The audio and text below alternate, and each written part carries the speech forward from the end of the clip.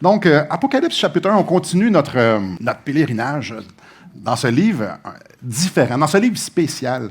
Si on demande à des chrétiens de nous décrire Jésus, j'ai l'impression que la plupart d'entre nous, la description ressemblerait à ce qu'on trouve dans les évangiles. Les gens diraient « Ah, c'est un être doux », avec raison, c'est vrai. C'est un être humble, c'est un être aimant, c'est un être qui servait les gens sans favoritisme. Peu importe de qui tu étais, de quelle classe sociale tu étais, de ce que tu avais fait dans ta vie, Jésus était là pour te servir. Sûrement que d'entre nous, il y a des gens qui diraient « Ah oui, l'obéissance, son obéissance parfaite au Père ». La liste serait vraiment longue des choses qu'on pourrait dire qui décrit Jésus. Peut-être certains vont ajouter qu'il est la deuxième personne de la Trinité. Certains vont peut-être dire, il est la vérité, c'est le Créateur, c'est la vie, il est éternel. Tout ça, c'est tout vrai, c'est tout excellent, mais c'est tout très incomplet. Si je vous demande, pour un instant, de vous faire une photo de Jésus, à l'instant, pensez à Jésus. Combien d'entre vous ont pensé au Jésus d'Apocalypse 1? Alors, si vous ne levez pas la main, c'est quoi? Soit vous ne pensez pas à Apocalypse 1, ou soit vous ne savez pas c'est quoi le Jésus dans Apocalypse 1. On va aller le lire. Allons le lire. Verset 12. « Je me retournai pour savoir quelle était la voix qui me parlait, et après m'être entouré, je vis 7 chandeliers d'or. Et au milieu des 7 chandeliers d'or, quelqu'un qui ressemblait à un fils d'homme, vêtu d'une longue robe et ayant une ceinture d'or sur la poitrine. Sa tête et ses cheveux étaient blancs comme de la laine blanche, comme de la neige. Ses yeux étaient comme une flamme de feu. Ses pieds étaient semblables à de l'airain ardent, comme s'il avait été embrasé dans une fournaise. Et sa voix était comme le bruit de grandes eaux. Il avait dans sa main droite 7 étoiles, de sa bouche sortait une épée aiguë à 2 tranchants, et son visage était comme le soleil lorsqu'il brille dans sa force. » Très peu de chrétiens, lorsqu'ils pensent à Jésus, voient ça, pensent ça. On a beaucoup plus l'idée d'un Jésus qui marche avec ses disciples au long de la mer, puis qui discute plus que ce Jésus-là. Mais j'aimerais ça qu'on regarde la réaction de Jean. Parce qu'ici, on est loin de l'image du fils du charpentier. Mais regardez bien la réaction de Jean au verset 17. « Quand je le vis, » ça c'est Jean qui parle, « je tombais à ses pieds comme mort. Il posa sur moi sa main droite en disant, « Ne crains point, je suis le premier et le dernier, le vivant. J'étais mort et voici, je suis vivant au siècle des siècles. Je tiens les clés de la mort et du séjour des morts. » Selon la réaction de Jean, il semble y avoir une énorme différence entre le Jésus avec lequel il a marché pendant 3 ans et le Jésus ici qu'il voit devant lui en vision. Faut se rappeler, il faut comprendre que Jean et Jésus avaient une relation très particulière. On peut dire en quelque sorte que Jean, c'était le meilleur ami de Jésus. Dans tous les événements importants qu'on lit dans les évangiles, Jean y est là. Lors du dernier souper, Jean est couché sur le sein de Jésus. Jean a probablement entendu le cœur de Jésus battre. Pour moi, c'est quelque chose, ça. Lors de la crucifixion, il y avait un apôtre qui était là. J'ai besoin de vous dire son nom. C'est Jean. C'est lui qui était là. Il avait une relation extrêmement privilégiée avec Jésus. Alors, j'espère que vous êtes aussi surpris que moi que Jean ne le reconnaît pas. Jean ne semble pas reconnaître qui il y a devant lui. C'est vraiment spécial. Alors qu'il a probablement entendu son cœur battre. Encore pire qu'il ne semble pas le reconnaître, il tombe comme mort parce qu'il a peur. Il regarde la vision de Jésus, ne semble pas le reconnaître, tombe comme mort de peur. C'est spécial que dans les temps difficiles que les églises vivaient, les croyants vivaient, l'image que Christ veut laisser aux chrétiens, ce n'est pas l'image de lui qu'on voit dans les films ou qu'on peut lire, pas dans Apocalypse, dans les évangiles, mais plutôt l'image qu'il règne. Aujourd'hui, je nous propose de regarder comment Jésus se présente à ces églises-là pour que justement, pour qu'ils puissent continuer à avancer, pour qu'ils puissent les faire triompher, qu'ils puissent arriver à bon port dans la gloire éternelle. J'aimerais ça qu'on parle de l'autorité de Jésus, de la proximité qu'il a avec les chrétiens et aussi de la nécessité de persévérer dans l'adoration. Donc, on commence. J'aimerais ça qu'on regarde brièvement ce que pourrait dire chacun des éléments qu'on voit de la révélation de Jésus.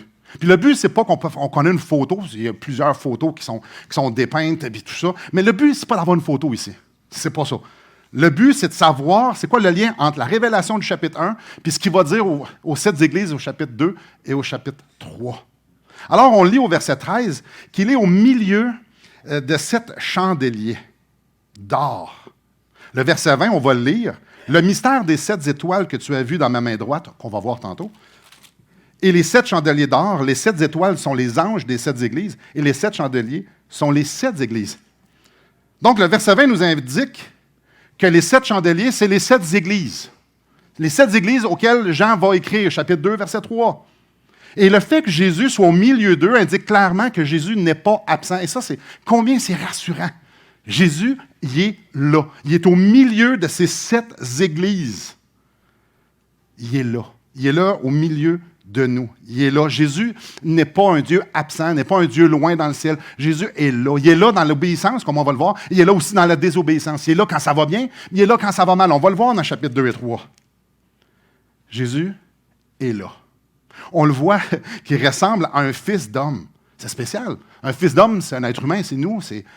Il ressemble à un fils d'homme. Il n'est pas dit, c'est un fils de l'homme. Il ressemble. Il a donc une forme d'être humain. Lors de sa première venue, Jésus a mis le manteau de notre humanité. Il nous ressemblait en tout point. Mais quand il est retourné au ciel, c'est dans la gloire que ça s'est fait. Son corps glorifié ressemble à celui d'un homme. Mais on est complètement ailleurs. L'apparence de l'apparence que Jésus a eue quand il marchait avec nous. Le Jésus que Jean voit et le Jésus avec lequel il a marché, très, très, très différent. Il ressemble à un homme, mais il y a quelque chose de glorieux là-dedans. Comme je dis, il ne le reconnaît pas. On voit qu'il est vêtu d'une robe, une longue robe, puis qu'il y a une ceinture d'or sur la poitrine. Les travailleurs du temps portaient leur ceinture aux hanches, comme ça ils pouvaient rentrer leur tunique en dessous de la ceinture pour pouvoir travailler. Mais les aristocrates ou la haute société, eux autres, c'est différent.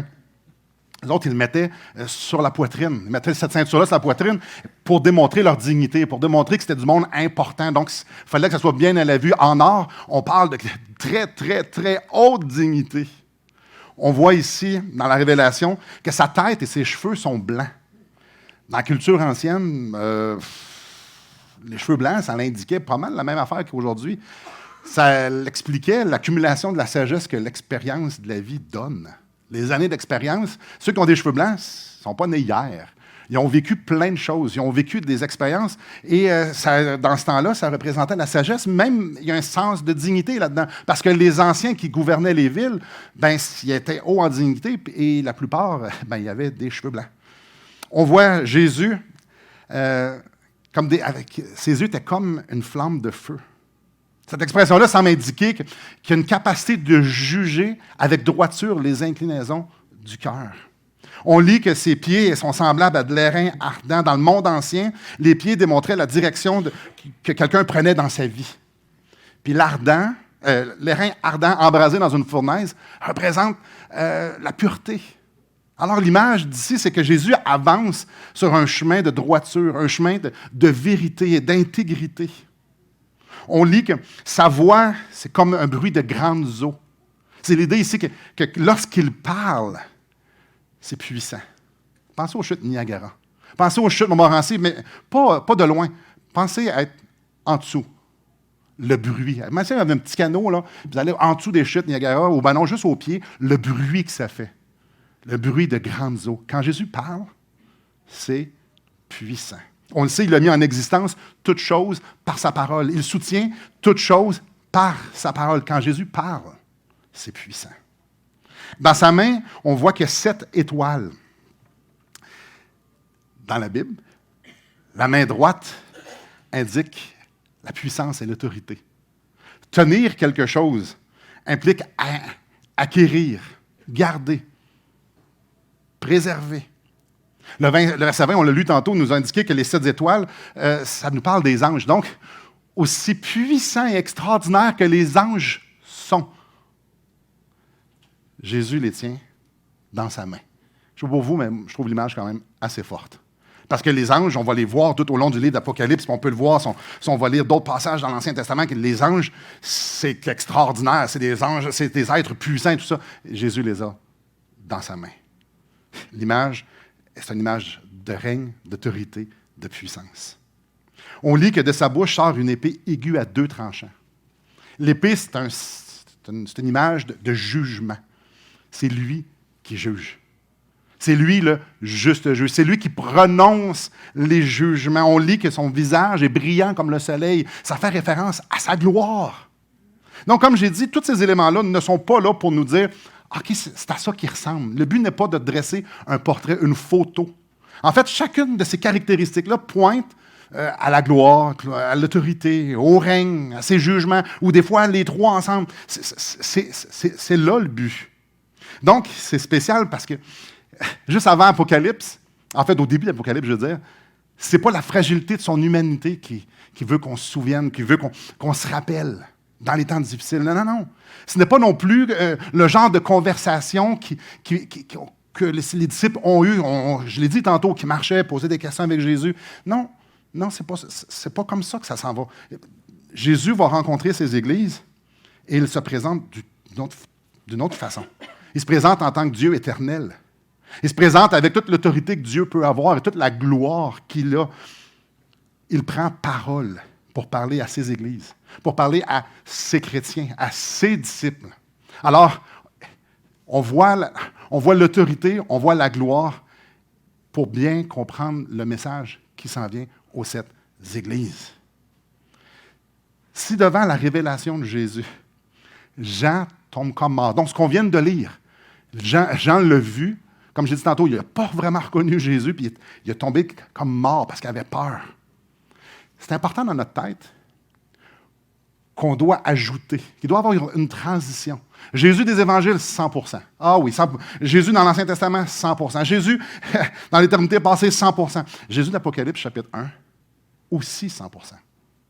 C'est l'image d'un Christ qui a toute l'autorité qui s'adresse à ses églises, le même Christ qui va vaincre tout le mal, et on va le voir tout le long d'Apocalypse, mais il commence avec son église. C'est important que notre vision de Jésus change, il y a une transition. Surtout quand on considère qu'ici, c'est l'introduction à ce qu'il va y avoir au chapitre 2 et 3, qu'on va regarder à l'instant. Regardons la proximité de ce Jésus-là. Donc, venez avec moi au chapitre 2. Les chapitres 2 et 3, c'est des lettres écrites à des églises spécifiques. Elles ont réellement existé aujourd'hui. Même dans certaines de ces villes-là, on peut avoir des ruines qu'on peut associer à ces églises-là. Mais regardez bien au verset 7 ce que ça dit, du chapitre 2. Que celui qui a des oreilles entende ce que l'Esprit dit aux églises. Et ça, cette mention-là est là dans chacune des églises. Donc, il y a 7 petits bouts comme ça, 7 lettres à chaque église. Et dans chaque lettre, c'est écrit que cette lettre-là ne s'adresse pas seulement à l'église précise, mais aussi à toutes les autres églises. C'est facile de lire ça et de dire « Ah ouais, eux autres, ils sont de même ». C'est facile de lire Apocalypse 2 puis de parler de, mettons, l'église aux Éphésiens puis faire comme « ça, c'est eux autres dans ce temps-là, puis eux autres, ils n'étaient pas bons ». Ouais, un instant.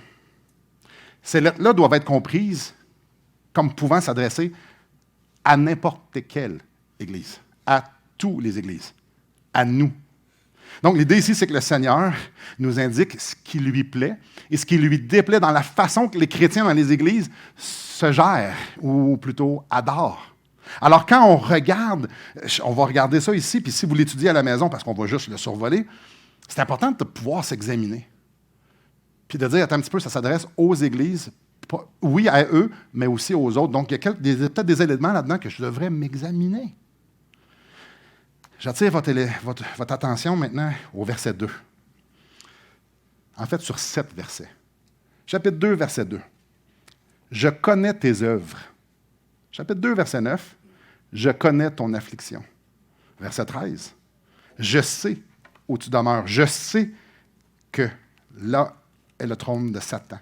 Verset 19. Je connais tes œuvres. Chapitre 3, verset 1. À la fin, on lit « Je connais tes œuvres. Je sais. » Verset 8. « Je connais tes œuvres. » Verset 15. Je pense que vous savez ce que ça veut dire. Où est-ce qu'on s'en va? « Je connais tes œuvres. » Donc, celui devant qui Jean est tombé comme mort, dit quelque chose de très similaire à tout le monde. Je te connais. Donc, le Jésus du chapitre 1 dit, je le sais. Je connais je suis là. Je ne suis pas juste là. Je te vois. Je te connais. Alors, pour ceux qui pensent que la façon qu'on vit, la façon qu'on adore, Jésus n'a pas vraiment d'opinion, ici, les pendules vont être mis à l'heure. Pour ceux qui pensent que Jésus est loin dans le ciel, loin de nos circonstances, loin de nos souffrances, ici, les pendules vont être mis à l'heure. Quand Jésus dit à la fin, dans Matthieu 28, qu'il va être avec nous tous les jours jusqu'à la fin du monde, alors on va voir ici au chapitre 2, verset chapitre 3, que, qu'est-ce qu'il voulait dire? Non, il nous connaît. Il les connaît. Il sait qu'est-ce qui se passe. Il sait qui fait quoi et qui ne fait pas quoi. Il sait toutes choses. Et on y va à Éphèse, on commence au verset 1. L'église d'Éphèse. Donc, l'église d'Éphèse, c'était une église qui faisait toutes les choses selon les règles de l'art. Les chrétiens ne participaient pas aux œuvres du monde. Ils étaient solides dans la connaissance. Ils tenaient debout pour la vérité. Ils ont même été persécutés, puis ils ont persévéré. Donc, si on rentrait dans une église, dans l'église d'Éphèse, on aurait fait « Wow, c'est une bonne église! » Il y a juste un reproche. Il y a un reproche à l'église d'Éphèse. Chapitre 2, verset 4. « Mais ce que j'ai contre toi, c'est que tu as abandonné ton premier amour. » Mais quel reproche! Ils étaient religieux. Pour eux, ils faisaient des choses par devoir, ils faisaient des choses parce qu'on coche. J'ai fait ça, j'ai pas fait ça, j'ai fait ça, j'ai pas fait ça. Mais il n'y avait aucune passion pour le Seigneur. Eux, c'était pas par amour qu'ils le servaient, c'était parce qu'il fallait le faire. C'était de la religion. C'était pas l'amour pour leur Sauveur, c'était pas ça qui était le tremplin de leur vie. Ils étaient religieux. Alors, il ne faut pas se surprendre que Jésus se présente à eux comme au verset 1. Voici ce que dit celui qui tient les 7 étoiles dans sa main droite, celui qui marche au milieu des 7 chandeliers d'or. En passant, le début des 7 églises s'est relevé dans la description qu'on a vue du chapitre 1. Donc, il y a des éléments dans la révélation du chapitre 1 de Jésus qui vont être repris dans chaque église, parce que chaque église a besoin d'un message différent. Et ici, c'est celui qui marche au milieu des étoiles. Du chandelier. Ça, on est en train de penser ici que l'église d'Éphèse devait réaliser que Jésus était là parmi eux. C'est spécial, les autres ils faisaient de la religion chrétienne sans Jésus. Et Jésus se présente et dit, non, je suis au milieu de vous. Là. L'église d'Éphèse, c'est son église. Donc, étant donné que c'est l'église de Christ, il doit avoir la première place dans ce qu'ils font. C'est par amour que ça se passe, c'est relationnel. Alors, soit qu'il a la première place dans leur cœur, ou soit ils n'ont pas compris qui il était. Tellement que si rien ne change, il va enlever le chandelier de sa place. C'est ça qu'on est en train de voir ici. Verset 5, « Souviens-toi donc d'où tu es tombé, repens-toi et pratique les premières œuvres, sinon je viendrai à toi et j'ôterai ton chandelier de sa place, à moins que tu te repentes. » C'est énorme. En d'autres mots, il est en train de dire, votre Église ne sera plus mon Église.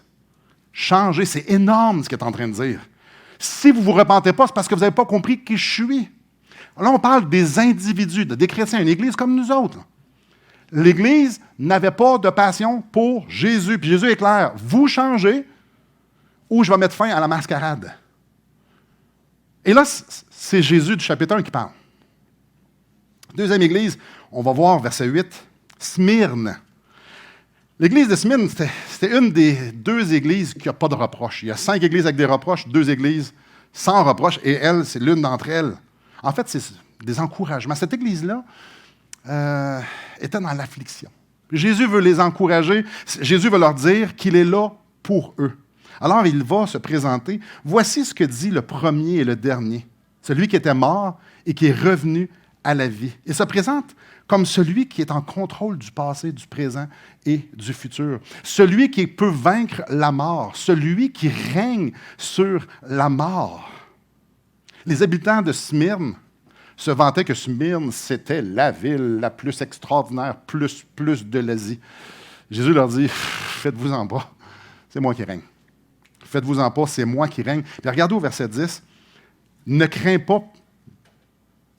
Ah, c'est dur à lire. Je ne sais pas si y en a que ça attire votre attention. Mais ne crains pas ce que tu vas souffrir. Il n'est pas en train de dire si vous souffrez. Ne crains pas de ce que tu vas souffrir. Parce qu'ici, il se présente comme celui qui règne, celui qui est en contrôle. Ce n'est pas parce que les habitants, ils pensent tout gérer puis ils se disent qu'ils sont bons. Non, non, c'est lui qui règne. Alors, s'il vous persécute, s'il vous tue, je suis encore en contrôle. N'est-ce pas extraordinaire qu'il se présente comme celui qui est en contrôle puis il leur dit « Je suis en contrôle ». Alors, peu importe les circonstances, je suis en contrôle. Verset 12, Église de Pergame. L'église de Pergame, oh, drôle d'église. En fait, église plutôt pathétique. Eux autres, ils n'avaient pas compris que lorsque tu nais de nouveau, ben, ta vie doit être vécue en conséquence de cette nouvelle vie-là. Ces gens-là, à Pergame, certains participaient au culte païen. Alors, qu'est-ce qu'on dit là? Ben, il allait offrir des sacrifices ailleurs, il allait faire des cultes dans la débauche ailleurs. OK, attends un peu, il était-tu chrétien? Ben, il se disait chrétien. Mais il côtoyait d'autres choses. Non seulement ça, il vivait comme le monde. Est-ce qu'il croyait? Oui, oui, oui. Oui, oui, oui. Puis il avait même vécu de la persécution, puis il avait tenu bon à travers la persécution. Mais leur cœur était divisé entre l'adoration de Christ puis l'adoration du monde. En fait, la vie du monde. Comment les autres vivent. Donc, ils voulaient un peu des deux. Ils voulaient le meilleur des deux mondes. C'est pas surprenant que Jésus se présente à eux comme celui qui juge, au verset 12. Voici ce que dit celui qui a l'épée aiguë à deux tranchants. On l'a dit tantôt, ça représente le jugement ici. Verset 16. « Repens-toi donc, sinon je viendrai à toi bientôt et je les combattrai avec l'épée de ma bouche. » Ouch! Jésus dit qu'il va combattre son Église avec l'épée de sa bouche, avec un jugement. C'est facile. Si tu ne te repens pas devant moi, si tu me vois, tu entends ce que je te dis, tu entends mes reproches et tu ne changes pas, ça démontre que tu ne me connais pas. C'est grave. Tu vois Jésus, tu sais qu'il connaît ton cœur, tu sais qu'il est digne d'adoration, et dis comment le faire. Si tu ne changes pas, c'est parce que tu ne connais pas le bon Jésus. Tu ne le connais pas. La foi à salut engendre une vie vécue pour Christ. Donc, si tu dis que tu es sauvé, mais tu ne vis pas pour Christ, tu n'as pas connu le Sauveur ni le Seigneur. Tu sais des choses, mais tu ne l'as pas connu. Jésus est clair. Je ne vous partagerai pas avec le monde. Jésus ne veut pas partager, ses bien-amis ne veut pas partager sa gloire avec quelqu'un d'autre ou avec un autre système. Il nous veut pour lui. Alors quand ses enfants vivent dans le monde ou n'ont pas un cœur entier, il fait « Hey, il faut que ça change. Il faut que ça change. » Thyatire, une autre église. L'église de Thyatire commence au verset 18. Puis Thyatire, c'est une église qui faisait pas mal de choses comme il faut. Mais il y a un gros mais. Il n'y avait aucune rigueur concernant l'enseignement qui était annoncé, donné à l'Église. Il laissait une prophétesse influencer les gens d'une mauvaise façon, dans une mauvaise direction. Vous allez dire, ben là, c'est pas si pire que ça, il y avait juste quelqu'un qui n'enseignait pas des bonnes affaires. Regardez bien le jugement au verset 22. « Voici, je vais la jeter sur un lit et envoyer une grande tribulation à ceux qui commettent adultère avec elle. » Ici, on parle de ceux qui se disent chrétiens. À moins qu'ils ne se repentent de leurs œuvres. Je frapperai de mort ces enfants, et toutes les églises connaîtront que je suis celui qui sonde les reins et les cœurs, et je rendrai à chacun de vous selon ses œuvres. Il est en train de parler à une église, à des chrétiens. Souvent, on oublie ça. Oh, Jésus, la grâce, puis tout est beau. Pas tant. Pas tant. C'est tout un jugement ici, là. Tout un jugement. Envers ceux qui se disent chrétiens. Envers des gens qui sont dans une église. Verset 18, on va comprendre quelque chose. Voici ce que dit le Fils de Dieu, celui qui a les yeux comme une flamme de feu et dont les pieds sont semblables à de l'airain ardent. Jésus sonde les cœurs des gens dans l'église, à Thyatire. Il sait que les cœurs ne sont pas là, ils sont divisés, puis ils font le compromis au niveau de la doctrine, ils font du compromis au niveau de qui enseigne et de comment qui enseigne. Ils ont compromis. Et il se présente comme celui qui va dans la bonne direction, dans la vérité, dans l'intégrité, et qui juge. Sardes. L'église de Sardes, c'est au chapitre 3 que ça commence. L'église de Sardes, c'est une église un peu spéciale. Jésus se présente encore une fois comme celui qui règne, le souverain. Et on va comprendre pourquoi. Je vais lire, voici, verset 1, ce que dit celui qui a les 7 esprits de Dieu et les 7 étoiles. Je connais tes œuvres. Je sais que tu passes pour être vivant, mais tu es mort. Ouch. L'Église, t'es morte. C'est spécial. C'est spécial de penser que l'Église de Sardes était morte, mais pas tout le monde dans l'Église était mort. Certaines personnes avaient un cœur pour Christ et marchaient pour sa gloire, mais la grande totalité, non. La grande majorité des chrétiens, c'était mort. Il n'y avait pas de vie en dedans d'eux. C'était des chrétiens de nom. C'était des chrétiens qui savaient beaucoup de choses, mais qui n'avaient pas mis leur foi en Christ. Ils n'avaient pas abandonné leur justice propre. C'était des chrétiens, des gens qui se disaient chrétiens, mais qui n'avaient pas expérimenté la libération du péché par le sang de l'agneau. Philadelphie, verset 7 du chapitre 3. Ça, c'est la deuxième église qui n'a pas de reproche. Oh, mais quelle église! Nos frères et sœurs qui étaient dans cette église étaient très, très, très, très, très attachés à Christ. Malgré tout le chaos qui pouvait les environner, ils sont restés collés sur leur Sauveur, leur marche, leur adoration. Leur vie est un doux parfum pour Dieu. Et Jésus se présente à eux comme celui qui va les garder, qui va les récompenser, au verset 7. Voici ce que dit le Saint, le véritable, celui qui a la clé de David, celui qui ouvre et personne ne fermera, celui qui ferme et personne n'ouvrira. L'église de Philadelphie, une église persécutée, une église qui tient bon parce qu'elle reste attachée au Seigneur. L'église de Laodicée, au verset 14, probablement la plus connue. Elle est reconnue pour être l'église qui vit dans l'illusion qu'ils sont bons, mais qu'ils ne le sont vraiment pas. Mais genre vraiment pas. Le cœur n'était pas là. Les œuvres n'étaient pas là. Pire, Jésus se tient à la porte et il frappe. Je ne sais pas pour vous, mais si quelqu'un se tient à la porte chez vous et il frappe pour rentrer, la personne n'est pas à l'intérieur. Ici, l'image est vraiment forte. L'église de Laodicée, ça allait vraiment pas bien. Et oui, il parlait beaucoup de Jésus, puis oui, il faisait des cultes à Jésus, tout ça. Mais Jésus dit, moi, je suis sur le balcon. J'aimerais ça que vous me laissiez rentrer. Ouais.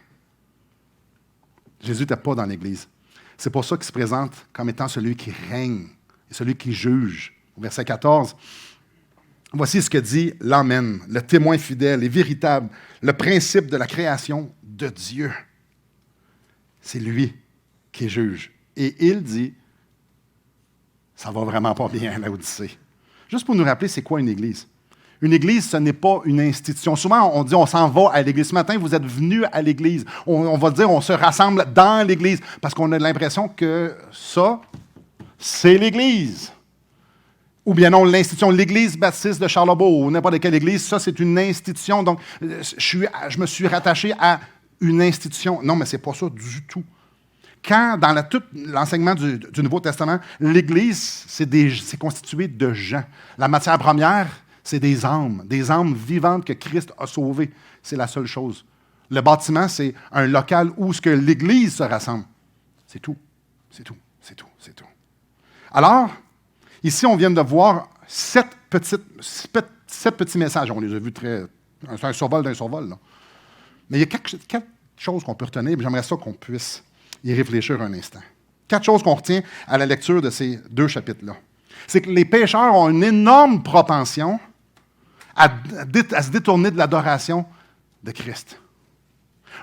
Les hommes, les femmes, les chrétiens ont cette faiblesse-là d'adorer Dieu, d'adorer Christ d'une façon qui ça ne lui est pas agréable du tout. Mais le pire, c'est quand on regarde les 5 églises que ça ne va pas bien, on a l'impression, puis on arrive à la conclusion qu'il offrait une offrande, il offrait une adoration qui n'était pas agréable au Seigneur, et il ne le savait pas. Et ça, c'est important. Si le Seigneur doit leur dire, c'est parce qu'ils ne le savaient pas. Donc, eux autres adoraient d'une façon tout croche, dans leur vie et corporativement, et ils ne le savaient pas. Attention, première chose. La deuxième chose, Christ porte attention sur la façon qu'on vit. Christ porte attention sur la façon qu'on adore avec nos vies et aussi en Église.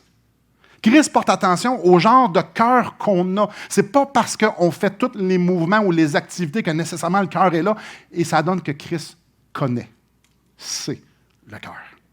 La troisième, Christ connaît ses églises. Et il se présente à chacune d'entre elles d'une façon différente, d'une façon globale à tous et d'une façon différente, spécialisée à chacune d'entre elles. Il sait comment se présenter, il sait comment leur parler parce qu'il est prêt. La quatrième, il y a des conséquences. Il y a des conséquences à vivre comme bon nous semble et de prendre la parole de Dieu et de ne pas prendre au sérieux les recommandations que le Seigneur nous fait quand il nous parle. Il y a des conséquences à vivre comme nous, ça nous tente. On passe au troisième point. Chapitre 2, verset 7, on retourne là. Il y a une autre phrase qu'on relit dans les sept lettres aux églises. Ça se trouve au verset 7. Que celui qui a des oreilles pour entendre, que celui qui a des oreilles entende ce que l'Esprit dit aux églises. À celui qui vaincra, je donnerai à manger de l'arbre de vie qui est dans le paradis de Dieu. La phrase, c'est « à celui qui vaincra ». À celui qui vaincra, on le retrouve dans les 7 églises. Après chaque fois que c'est écrit « à celui qui vaincra », il y a une promesse de donner. Comme ici, on vient de le lire. « À celui qui vaincra, je donnerai à manger de l'arbre de vie qui est dans le paradis de Dieu. » À ceux qui vont vaincre, il y a de belles récompenses. Et j'aimerais ça juste vous les lire, les 7. Je viens de lire le premier, je lis le deuxième. « Celui qui vaincra n'aura pas à souffrir la seconde mort. » On parle de l'enfer ici. À celui qui vaincra, je donnerai de la manne cachée, et je lui donnerai un caillou blanc. Et sur ce caillou est écrit un nom nouveau que personne ne connaît, si ce n'est celui qui le reçoit. On n'a aucune espèce d'idée de ce que ça veut dire. Mais ça sonne bien, par exemple. Je lui donnerai de la manne cachée, que c'est ça? Ça fait-tu allusion que dans le propitiatoire, il y avait un petit peu de manne? Ouais, mais c'est quoi le lien? On ne le sait pas. J'en ai lu pas mal des commentateurs, puis tout le monde font comme ouais, on ne le sait pas. OK. Mais ça a l'air beau. À celui qui vaincra et qui gardera jusqu'à la fin mes œuvres, je donnerai autorité sur les nations. Il les pètera avec une verge de fer comme on brise des vases d'argile, ainsi que moi-même j'en ai reçu le pouvoir de mon Père, et je lui donnerai l'étoile du matin. Un autre. Celui qui vaincra sera ainsi revêtu de vêtements blancs. Je n'effacerai point son nom du livre de vie, écoutez bien ça, et je confesserai son nom devant mon Père et devant ses anges. Jésus va confesser le nom de ceux qui vont vaincre au Père et devant les anges. Il va y avoir une proclamation. Simon Ouellet, je ne sais pas comment ça va être fait, je n'ai pas vu la vidéo encore, mais quelle promesse! Ça fait juste, ça s'en vient encore mieux, là. Celui qui vaincra, je ferai de lui une colonne dans le temple de mon Dieu. Donc, celui qui va vaincre va être une colonne, et il n'en sortira plus. J'écrirai sur lui le nom de mon Dieu et le nom de la ville de mon Dieu, de la nouvelle Jérusalem qui descend du ciel d'auprès de mon Dieu, et mon nom nouveau. Wow! Un autre, c'est la dernière. Celui qui vaincra, je le ferai asseoir avec moi sur mon trône. Je ne sais pas ce que vous êtes en train de vivre, là, mais pour un instant, celui qui va vaincre va s'asseoir sur le trône de Christ. Comme moi, j'ai vaincu et je me suis assis avec mon Père sur son trône. Comme j'ai dit, il y a des choses là-dedans où on n'a aucune espèce d'idée de ce que ça veut dire. Mais il y a une chose qu'on sait, par exemple, c'est que le roi des rois nous promet que celui qui va vaincre va goûter la gloire éternelle d'une façon que notre imagination ne peut même pas commencer à s'imaginer. Mais la question que vous vous posez tous, je suis convaincu, vaincre quoi? À celui qui va vaincre, mais encore. Pour 5 des 7 églises, c'était de vaincre le chaos dans leur cœur et de persévérer. Même s'il y avait du chaos aussi à l'extérieur. Vaincre. Vaincre, pour eux, ça voulait dire changer. Le mot à retenir pour les 5 églises, c'est des reproches, c'est le mot repentance. C'est ce que vous allez voir. Changer. Changer votre façon d'adorer. Vaincre, pour eux, c'était de changer leur façon d'adorer. Et pour deux églises, vaincre impliquait de persévérer dans leur adoration malgré qu'il y avait du chaos auquel ils étaient soumis. Bref, de continuer. Continuer d'adorer. Il y en a, c'est de changer leur façon d'adorer, ou tout simplement adorer de la façon que Jésus veut se faire adorer. Et les autres, c'était juste de continuer. Avez-vous remarqué, ceux qui connaissent peut-être un peu plus le texte, la sévérité des conséquences de ne pas vaincre. Parce qu'on vaincre, on va faire des choses extraordinaires. Hein, on va être une colonne dans le temple de Dieu. Wouh! Il va écrire son nom sur nous autres. Wouh! Mais la sévérité des conséquences de ne pas vaincre, ouais, c'est moins wouh un peu. Celui qui ne veut pas persévérer ou celui qui ne veut pas changer ne persévérera pas. Et quand ça nous dit « j'ôterai ton chandelier de sa place », vous allez peut-être continuer à vous rassembler, mais vous ne serez plus une de mes églises. C'est fini. J'enlève la mascarade. C'est fini. Quand on a lu tantôt, je les combattrai avec l'épée de ma bouche. Les conséquences sont graves. À l'Odyssée, je te vomirai de ma bouche. Ça, c'est Jésus, ça, là. On doit mettre ces paramètres-là lorsqu'on pense à Jésus. C'est important parce que c'est la révélation de Jésus. Il se présente de Jésus. Donc, Jésus qui est doux et qui pardonne et tout ça, assurément. Mais Jésus qui règne et qui juge est tout aussi Jésus. Ces conséquences-là sont aussi sévères à cause de ce que ça représente de ne pas persévérer. Celui qui ne change pas lorsqu'il rencontre Jésus et que Jésus lui dit « Tu n'es pas agréable à moi », celui qui ne change pas, celui qui ne persévère pas, celui qui n'a pas une vie dédiée à celui qui est digne d'être adoré, ne connaît pas le Jésus de l'Apocalypse. Oh, tu peux connaître le petit Jésus, savoir c'est qui, mais le Jésus sauveur du monde est aussi le Seigneur, le roi des rois.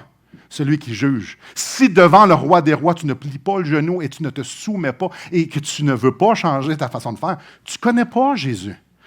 Jean, lui, il est tombé à terre, puis il a eu peur.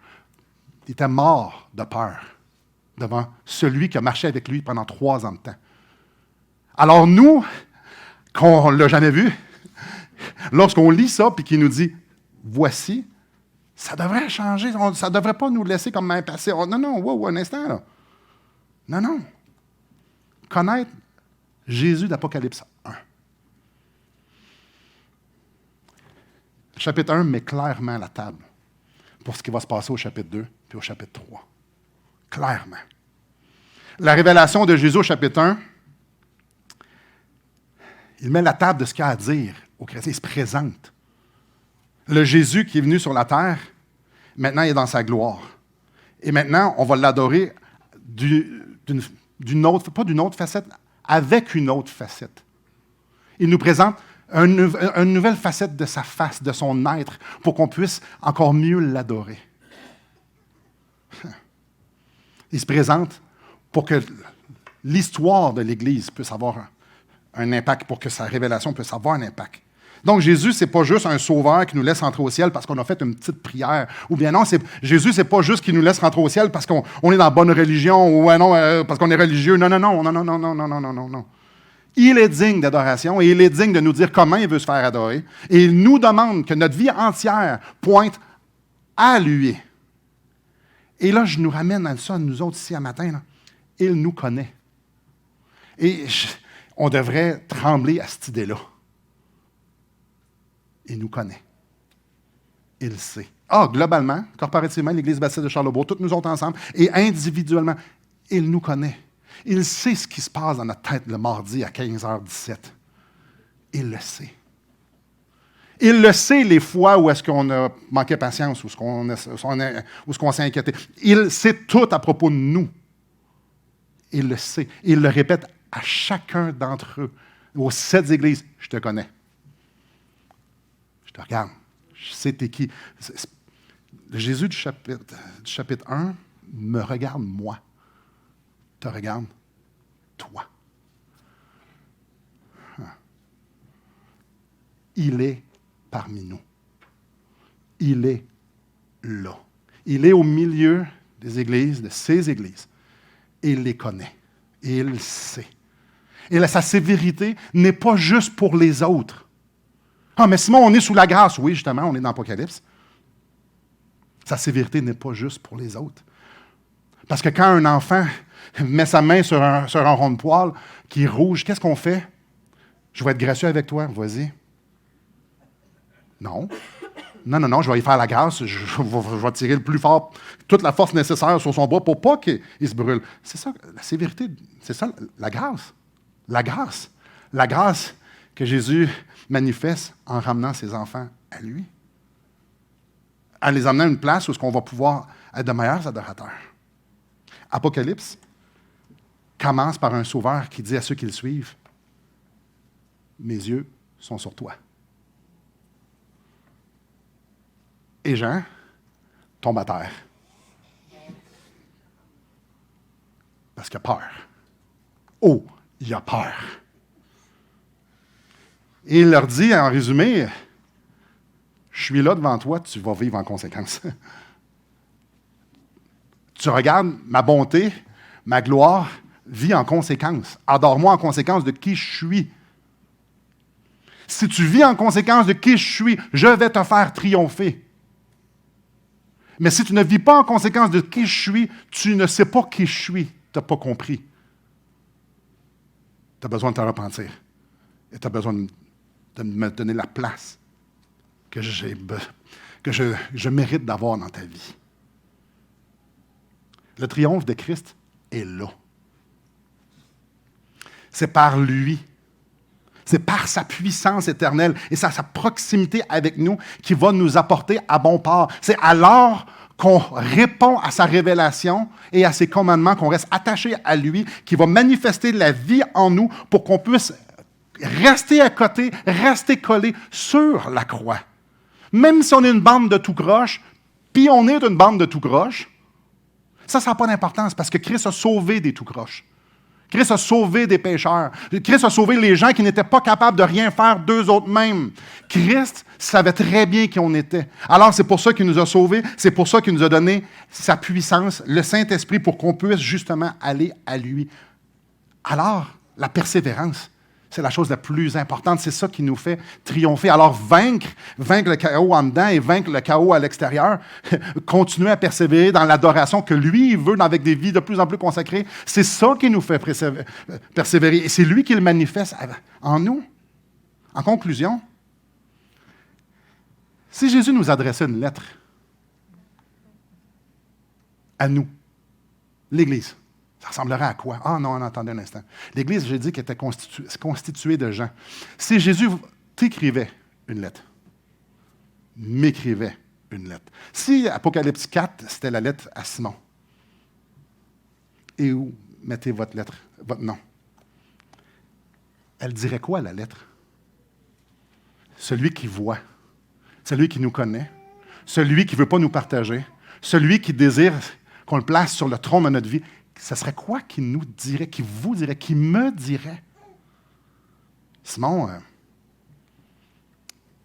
tu es responsable de la connaissance que tu as. Il me semble que ta connaissance produit peu. Je ne sais pas, vous? Simon, tu compromets beaucoup de choses. Il y a beaucoup de choses que tu sais que tu ne devrais pas faire, puis tu fais pareil. Il y a beaucoup de choses que tu sais qu'adore pas Dieu, puis que tu le fais pareil. T'es sûr? Puis tu m'adores. Hein? Ça marche pas. Ouais, Simon, je vois que tu as fait des bonnes choses. Lâche pas. Arrête pas. Arrête pas. Ce que tu as fait hier, ça compte pas. C'est qu'aujourd'hui, tu as besoin de persévérer. Tu as persévéré hier, super. Aujourd'hui, tu as besoin de persévérer. Demain, tu as besoin de persévérer. Qu'est-ce qu'il vous écrirait dans sa lettre? Simon, tu n'es pas tant soumis à ma volonté que ça. Parce que je t'entends chialer pas mal. Ça veut dire que tu vis dans le mécontentement, puis ça veut dire que je ne suis pas assez. Simon, arrête donc de dire des choses que tu ne crois pas. Obéissance. Simon, c'est quoi? Comment va votre adoration ce matin? Ma question, c'est comment va votre adoration? Êtes-vous en train d'adorer? Premièrement, êtes-vous convaincu que vos péchés ont été pardonnés par le sang de l'agneau? Pas par la religion, pas par quelqu'un ou pas par quelque chose d'autre que Christ. Est-ce que vous êtes convaincu que le sacrifice de Christ était suffisant pour vous rendre juste aux yeux de Dieu? Et que sa résurrection, par sa résurrection, il peut vous donner sa vie, une vie éternelle, une vie en communion avec le Père. Est-ce que vous êtes là?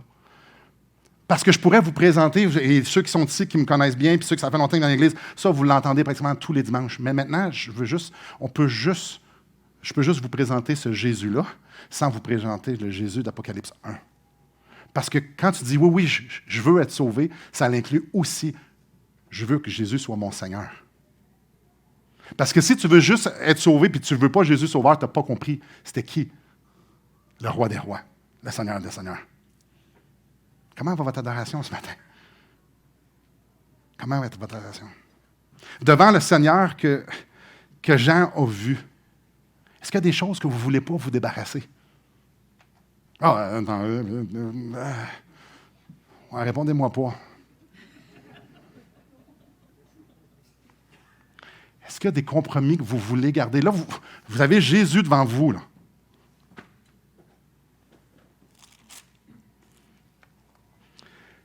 Il est au milieu des 7 chandeliers. Quelqu'un qui ressemblait à un fils d'homme, vêtu d'une longue robe, ayant une ceinture d'or sur sa poitrine, sa tête, et ses cheveux étaient blancs comme de la laine blanche, comme de la neige. Ses yeux étaient comme une flamme de feu. Ses pieds étaient semblables à de l'airain ardent, comme s'il avait été embrasé dans une fournaise, et sa voix était comme le bruit de grandes eaux. Il avait dans sa main droite 7 étoiles. De sa bouche sortait une épée aiguë à 2 tranchants, et son visage était comme le soleil lorsqu'il brille dans sa force. Comment va ton adoration ce matin? Comment ça va avec ta marche, avec ton Seigneur? Y a-t-il des sacrifices que tu n'es pas prêt à faire? Y a-t-il des négligences que tu veux garder? Présentons-nous devant notre Sauveur. C'est quoi ton prochain pas? C'est quoi les changements que le Seigneur veut que tu apportes? Va devant lui et dis, prends tout, Seigneur. Le triomphe de Christ prend tout son sens dans ma vie quand je le mets à la bonne place, sur le trône de mon âme. Je lui donne la place qu'il revient dans ma vie. Pas en théorie, mais avec des actions concrètes. Et les actions concrètes, ça commence par une faiblesse au niveau du genou. Puis dire, Seigneur, je connais qui tu es. Prends ma vie. Viens faire le ménage. Faites quoi? J'ai besoin de toi. J'ai besoin. Il est là. Donc, j'aimerais ça qu'on vous donne un devoir, que vous repassiez le chapitre 2 puis le chapitre 3. Et que vous puissiez passer devant ce Christ qui est extraordinaire. Et les recommandations qui sont faites dans ces églises-là, que vous puissiez faire. Ça m'appartient-tu à moi, ça? C'est-tu en train de me parler à moi? Puis regardez les avertissements, puis regardez les conséquences, regardez la solution, regardez ce que Christ veut faire avec ceux qui vont vaincre et les conséquences de ceux qui ne veulent pas persévérer. Alors, je vous invite à vous exposer à ce que nos frères et sœurs ont reçu parce que c'est aussi à nous, pour qu'on puisse s'examiner et qu'on puisse être de meilleurs adorateurs.